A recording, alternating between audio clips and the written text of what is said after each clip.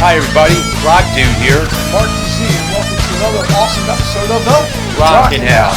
Today we have first time we got Vince Tricarico. A little tricky to say his last name. Yeah, he's a drummer for the Rush Experience, and let me tell you, this guy is more than just a tribute act.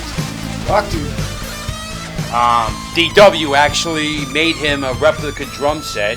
Yeah. Now he has the Thomas set. Yeah, the red one. The candy apple red. That, over time, he from the early days, he started out on single-in drums. They were the dark ones, and then with the double bass, that was in the age before they had a double bass pedal. Yeah. So double bass was what they were doing. Yep.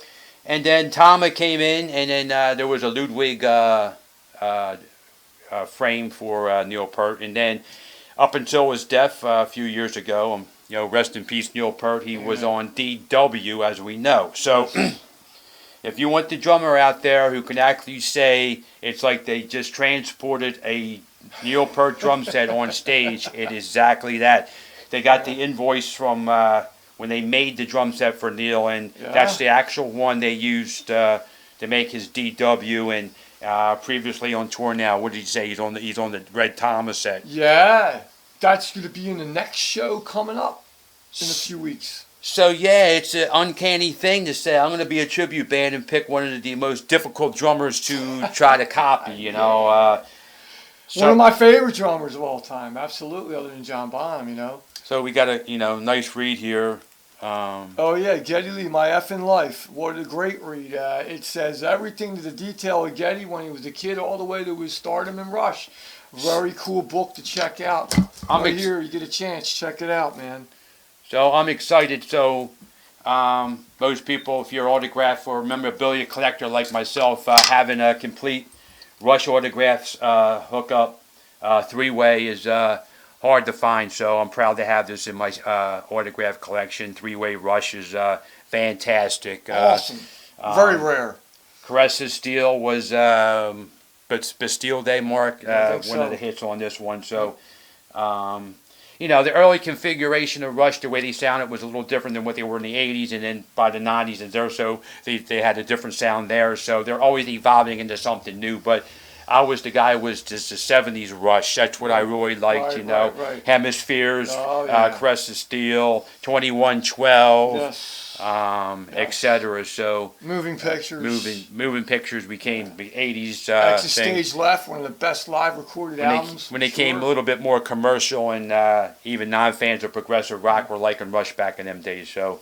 Yep. Now, I'd like to add, Vince's band, why I say it's the best Rush experience you're ever going to see close to the real Rush band on the stage is because they cover the whole gamut of all their albums. Yeah, it's unbelievable. If you want the B-sides, Jacob's Ladder from Spirit of Radio album. Yep. So they're going to cover a whole gamut of stuff, the stuff that most fans would know. A lot of the fans, the hardcore fans, would want all the B-sides too, Mark. Correct. Yes. So, yes. Very awesome. So yeah, he's very passionate about the intricate details, and like I say, if you're involved with people on the inside track that really did the legwork for Rush back in the day, it's really going to work out in your favor. It's almost like a dream come true for Vince. So. Amazing. How cool was that? Yes. I mean, every other Rush drummer wish they had that behind them. Yeah. So I guess he's living a dream, Vince. So. Oh yeah. He's coming on the show, and we're going to talk about Neil Peart and drums and the Rush experience. The Rush experience, man. So. All right, so let's bring Vince on to the show. Welcome, Vince Tricarico, to the Rockin House for the first time. Glad to have you on the show, brother.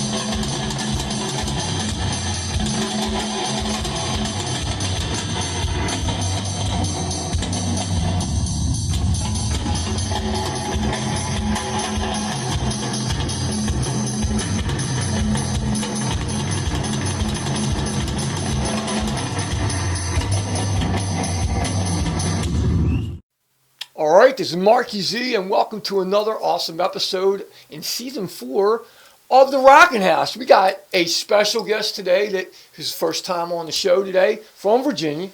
We have Vince Tricarico, correct? Tricarico. Tricarico. I practiced it and still didn't do it right. Welcome anyway, brother, to the show. Man. Happy to have you, man. Your Rush Thanks for having experience band is unbelievable. Thank you. Let's talk about how you started as a musician. You know, what think- led you to this? I think like most kids, I wanted to play the drums the minute I knew what they were. So maybe 8 years old. You know, Yeah, and, man. Yeah. you know, you'd go down in elementary school to band tryouts in the fall, and Nice. you get down there and all the drummers are already taking their instruments. You know, so I came home one year with a trumpet. Right. You know, lasted a couple of weeks. Next year came home. This is a true story. Next year came home with a sax. I love it. And my mom, you know, said, you know, we're not doing this. And ultimately, because I didn't practice it, so ultimately I ended up taking lessons privately. Okay. And then I took private lessons for about a year and a half. Very cool. And then moved on to the drum kit, and that's how it all started. And I've been Okay. playing ever since. And how old were you when that happened? 12. 12. Okay, yeah, I was kind of like 12. I started with drums, and then it was too loud, and they said, well, let me play guitar. It's got a volume knob. Yeah, yeah, yeah, exactly. Yeah, right. The volume knob on a trumpet. Yeah. Well, yeah, there you go. Okay, so let's move on to what got you in the Rush. Well, I mean, the first band, you know, what made me want to rock and roll, I think, with most kids my age, was Kiss. Yeah. You know, when I first saw that Peter Criss drum kit, man, I was like, holy mackerel, this is incredible. Right. And so, you know, I listened to Kiss like crazy, but my drum teacher was not the biggest fan of Kiss. He was Right. more like listening to Boston and Kansas, and I was learning those songs, and Peter Yeah. Frampton, you know, the Yeah, live yeah. album. Nice. So listen to all those records, and then you know, the next step when you're drumming is Led Zeppelin. Yep. And John I'll never Bonham. forget, I was at a buddy of mine's house after school, and the older brother was in his bedroom, and coming out of his bedroom, I'll never forget this. Like, I remember it was yesterday. I'm listening to Black Dog. I heard Black Dog playing in the bedroom. Like, what in the world was that? So it was quick. Led Zeppelin. Yep. Helped me burn every Kiss record I ever had, because I mean that was a different level, man. John Bonham. And although 100,000 Years is still one of my favorite songs ever by Kiss, but I took the Led Zeppelin and I stayed and listened, and then Bonham dies. Yep. And we talked about that before we came on. I was devastated. And I really couldn't even listen to Led Zeppelin at all. I was just so heartbroken. Yeah. For about 18 months, I'm listening to this, just taking it all in. Yep. And he passes away. Yeah. And I was over at a friend's house that he played me Working Man, Finding My Way off of All the World is Stage. All right. Said, you got to check this solo out.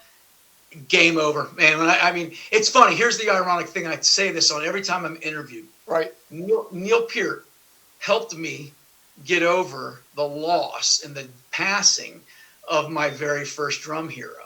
John Bonham. And now I'm mourning my second drum hero even still. Yeah. Rest in peace, Neil. And we'll Amen. mention that in the show for sure. We'll definitely do that. Neil Peart, definitely one of my favorite drummers.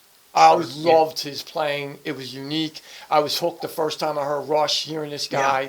I was like, holy shit. You know, this guy's unbelievable. All right. Yeah. Well, I'm going to tell you what. We are going to come back in just a moment with Vince and talk a little bit more about the Rush experience, which is as authentic as Rush as you're going to get seeing these guys perform live. Stay with us. We'll be right back in a minute.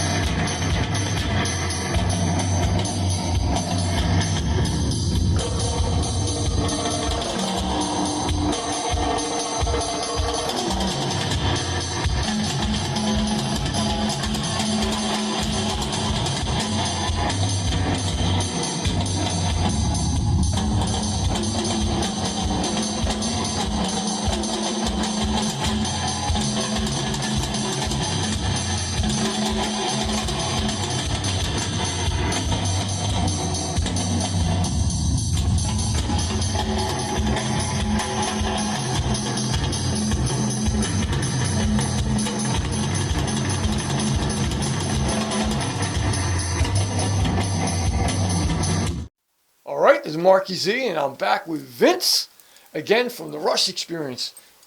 Awesome, man. It's really cool how John Bonham was your bridge to, his death and passing. Rest in peace, one of the best drummers in hard rock, no doubt about it, hands down. Love John Bonham. Yeah. But here comes Neil Peart, who after, John Rutsey is the replacement and takes Rush to the levels that, I don't think they would have went.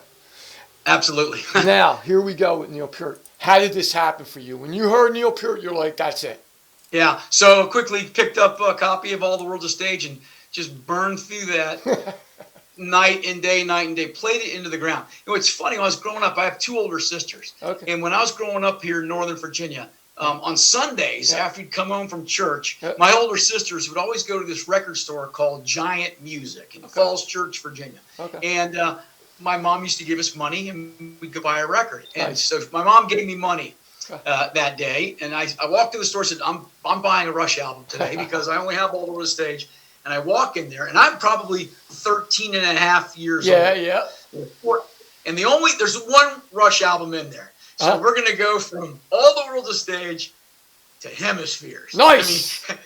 So that's a huge jump. I'm excited. I bring the record home. I put it on. Yeah. And it's kind of like that kind of description when Getty and Alex played for Paul Stanley, Caress of Steel, and Paul Stanley's face is just like stone cold white as a ghost. Yep.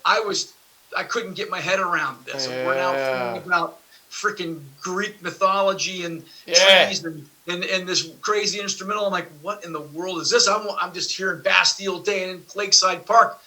But I only had two Rush albums, and I was kind of made my way through All the World's a Stage. So I played Hemispheres over and over. And right now, to this day, that's my Desert album record. That is my favorite Rush album, and I never get tired of hearing it. And I listen to it probably twice a month. Wow. I'm in the car driving around, or if I'm downstairs tinkering around in the rehearsal space, and I'll just put it on in the background. So yeah, it went straight into Hemispheres, and then after that, I just started collecting records, and I caught up with Rush in real time, probably like most of us on moving pictures. Yeah. And then been listening nonstop, and playing in the Rush tribute thing. Yeah, it's great to go back and listen to these songs. Because you learn something new every day. Yeah. And especially if you want to try and do the music, do a good job at it. Exactly. Yep. So that's it. That's what got you into wanting to put together, eventually later on down the line, as you got more experience playing drums and getting better and better at a professional level, like we all do. Yeah. I want to put together an experience of Rush that people are going to be like, whoa. Yeah, this is the best I can do, Yeah, well, I kind of stumbled into it. In 1989, I was out in Los Angeles, signed to Arista Records. Okay. So a major record deal, Arista Records, and the album's being put together, and it's late 89, and this little wave of music starts to trickle down from Seattle and killed my record deal. And probably a lot of other bands. Because this band was kind of like an Aerosmith type band. It's like a hard rock band. Okay. And then when Nirvana hit, and then all this Alice in Chains stuff, and man, it just, I came back to the East Coast, my tail between my legs flat broke, and piddled around for a little while to figure out what I want to do. I was devastated. I thought, I'm in LA. I'm in a band now. I'm signed to a major recording contract. I thought that was it. Yeah. Wrong. So once I got my feet underneath me, I said, you know what? Screw this whole thing. I'm never going to be a rock star where I'm, living and earning my income as a rock and roll star. Let's do something that I love the most. And what's that? Rush. There it is. And it was this. I started doing this in 2012. Okay. And tribute bands are starting to come together then. You got the ACDCs and the Journeys and the Led Zeppelin tributes were probably the ones that are out there. There's some good ones out there. Mm-hmm. And I'm thinking, well, let's just play Rush. And then it was a long run to find the guys I'm with right now. Wow. To make it sound right. Well, yeah, you got to find the right chemistry.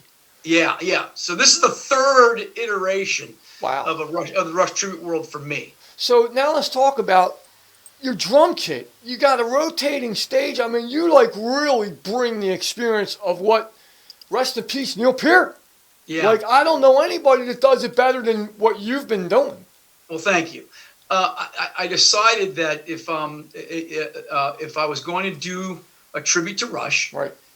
I think the main focal point of the Rush concert was the drum set. Oh, yeah. It just so happened the guy could play the daylights out of it. Yes. So I wanted people to come and see the band, see a Rush tribute band, but recognize what's going on. I remember seeing our video eons ago of this Rush tribute band. Drummer was amazing. Yeah. But he's playing like a single kick, 2 up and 1 down. Right. And the guy's just destroying it, killing hemispheres. But, man, you got to see the whole thing. So, and I've always had a big drum set. I had a TAM endorsement back in the 80s. Nice. And I mean, the late 80s, and had the whole moving pictures double kick, that whole setup. Wow. So, and then I sold it, got rid of it, and moved to DW in 2013. Gotcha. So, and I kind of liked what Neil Peart did, so I forced myself to play that drum set. I created that drum set by copying him. I'm the most unoriginal drummer you're ever going to talk to on your show ever. So let's put that out there right now. All right. So okay. I figured if I wanted, because I'm a fan, I want the fans to be able to see the drum set. So I had to come and figure out that little cascading down nonsense. But now that drum set is so fun and comfortable to play. Right. Okay, so we're playing that, and then when COVID hit, Yeah. we're kind of stuck in the house, and I said, I'm gonna do this. I'm gonna do the reverse kit. So I called my buddy John Douglas, who's drumming for Aerosmith right now. He's Joey Kramer's tech. Wow. But he's been playing with Aerosmith, and then also he was Alex Van Halen's tech. He went out with Tico Torres and Bon Jovi. So this guy's connected. Yeah. And I called him up and told him what I wanted to do, because he's an artist. He's a painter. And I was going to kind of do like a little cheesy rendition of the back kit that Neil had. Okay. And maybe not rotate it around. And when I spoke to him, he goes, "Well, I don't do restorations." And so he put me in touch with Garrison out at DW, who's the head of their A&R group. Wow. Nice. I called him up and told him what I wanted to do. And all those guys at DW are musicians, and they love Neil Peart. Neil used to go up to the warehouse over there and practice. Yeah, man. Yeah. So he pulls up his computer. I could hear him doing little mouse clicks, and he pulled up Neil Peart's invoice. Nice. From the Snakes and Arrows tour. Okay. And because I told him I wanted the Snakes and Arrows back kit. Right. Pulled up the invoice and just said, "I got it here." And they built it for me. And here's what's so great about that guy in DW, because I'm just some schmuck playing Rush on Weekend Warrior all over. We're going all over the country here. Yeah. But they did that thing in a custom lacquer candy apple red in 7 weeks. Wow. Yeah. Wow. So while that was being built, I'd be working at the house, and I'd go back and forth between my desk where I'm sitting here and in my garage like a little honeybee, and I built that riser myself. That's amazing. Well, then I had a buddy of mine who's an engineer figure the motor out. I love it. And get it to rotate. Bam! It came together. That's amazing, man. Now, as far as your hardware is concerned, is that also custom to close to Neil Peart? Yeah. Really? Yeah. So wow. I've had a lot of good fortune to meet a lot of very cool people. Yeah. And one guy that I was introduced to, Lauren Wheaton, he was Neil Peart's drum tech. Wow. He answered a lot of questions for me. That's and sweet. spent some time with him talking and going over what he did and what he and Neil did. So That's I have awesome. all the mono poles that Neil, there's no tripod on the stage. So so he gave me a lot of great tips on that. And also growing up, I had a friend of mine who worked for a local music store here, and the owner of that music store was a very good longtime friend of Geddy and Alex and Neil. Wow. And I tagged along backstage for Rush, starting on the Presto tour, Vapor Trails, Roll the Bones. Nice. R30. I was back on the R40 tour, so I got to go up and see Rush soundcheck. Wow. And Jack Secret would walk us all around the stage, show us how everything worked. That's amazing. That is a treat. But what's funny is I was not in a Rush tribute band back then. Wow. Okay. But I was taking it all in, and so that's why I'm a gearhead, so I like gear. Okay. So it sounds to me like not just the authenticness of how this band performs the Rush. As I'm in a tribute band of Dio, Rainbow, Black Sabbath, Night's Ring, you guys are taking it to the next level, like like, this is it. This is the next thing you're going to see, the Rush from back in the day. Your drum kit is like a showpiece besides how well you play it. Well, then it's work. Then my job is been completed because that's what I wanted it to be. Yeah.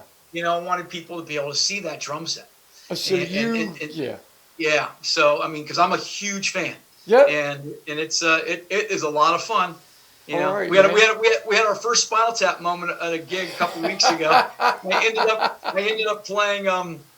We do within our show the entire Moving Pictures album. Okay. Wow. And then for the song Witch Hunt, I play it on the back drum set. Okay.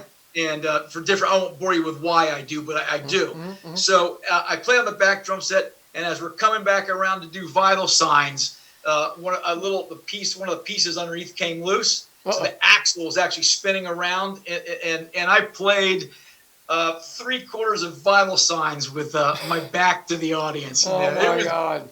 And when we finally got the crew up there to push it back around, the audience is going crazy. We were waiting for this to happen, and it finally did, man. And it's very humbling. Wow, man. Well, I'll tell you what. We're going to come back with Vince and talk about what's in his future with this amazing Experience Rush tribute band in just a moment. So stay with us.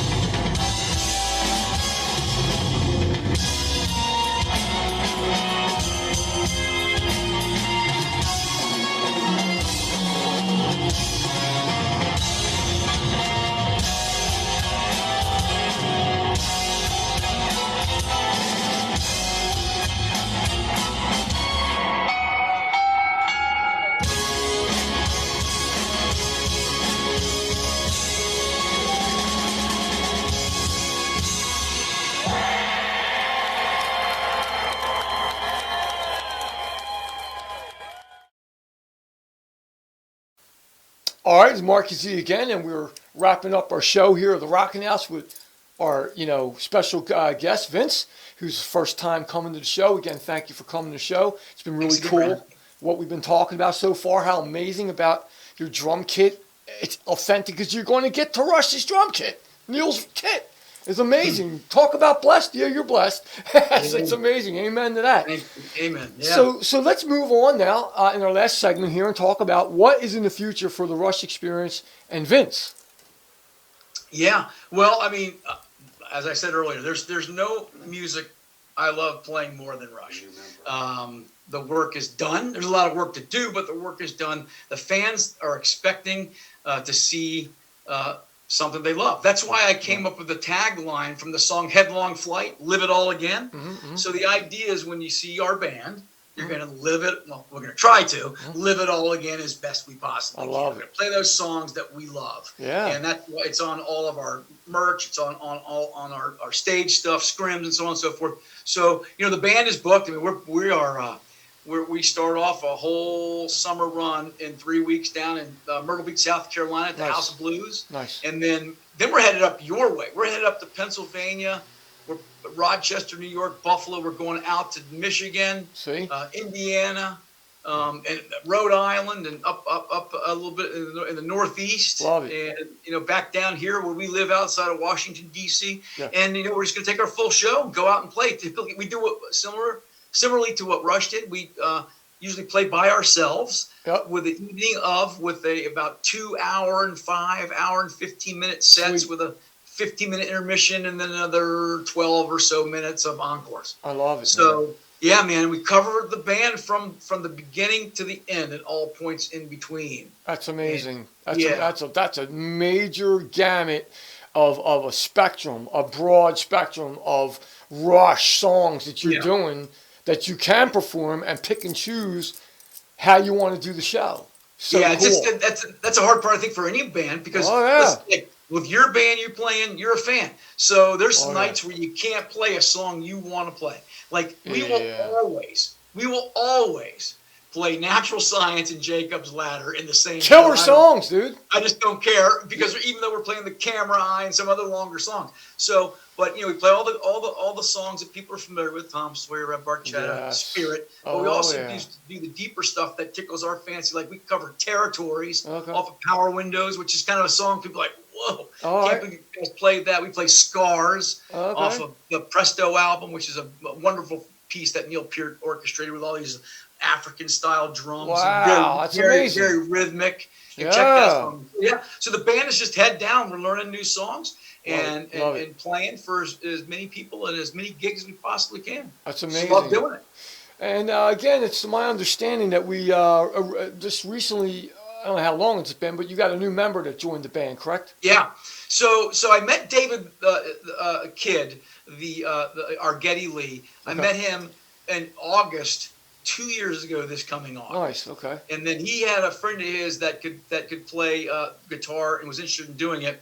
And so he joined the band as we were putting the band together, and they just had an opportunity that he couldn't pass up, and he had it split. And he actually went on tour. Nice. And so I called a buddy of mine who I've been good friends with for a long time, and he knew Burke.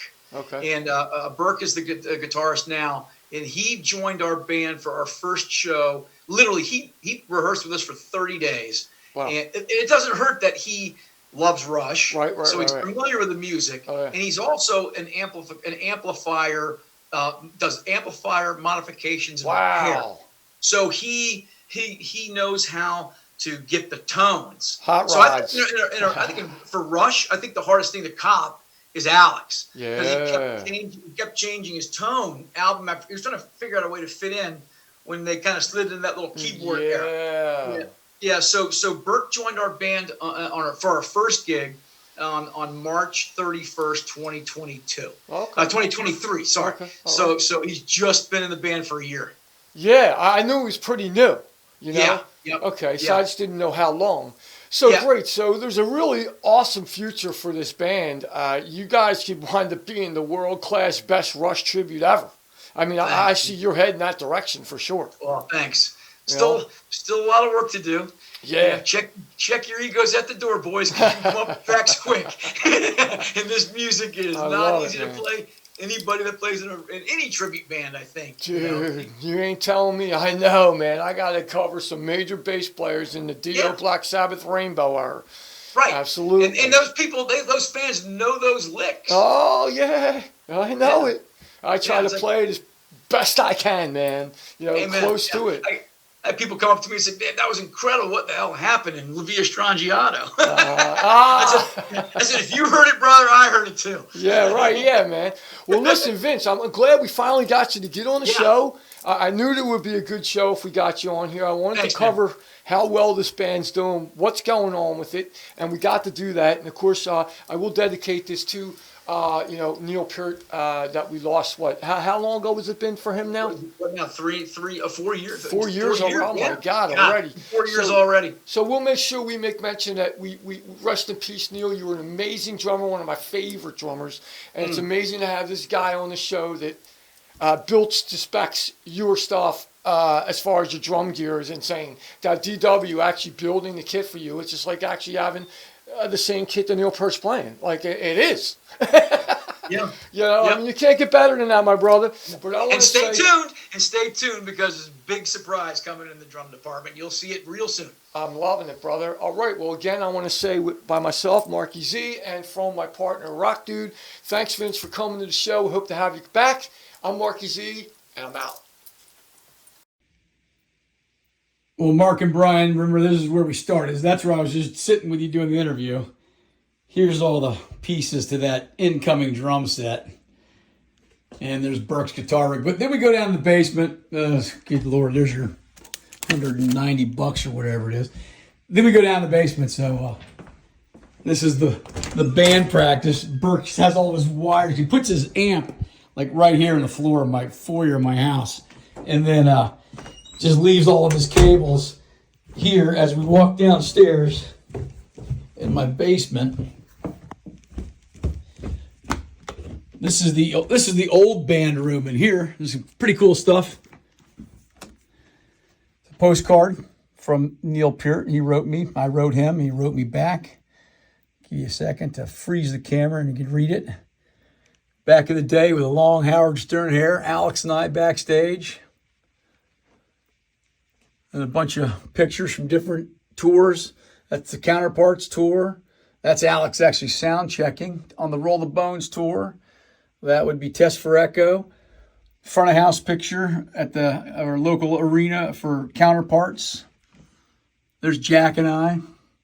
Some guitars. Some backstage passes. There's that Yes backstage pass I told you about. There's the back in the Tama days. So there's the Tama endorsement. And this is my two sons' room. There's another set of DWs. I gotta do something with those. But a little jazz, and Alex Lifes and Les Paul, a little strap. But here's where the band practices. So here's Dave's rig. It's got his foot pedals, 2 keys. Then we got the remainder of another set of pedals for out front. Geddy Lee had 2 sets, and then that's Burke. Here's Burke's pedal board. And our in-ear monitor mixer right here.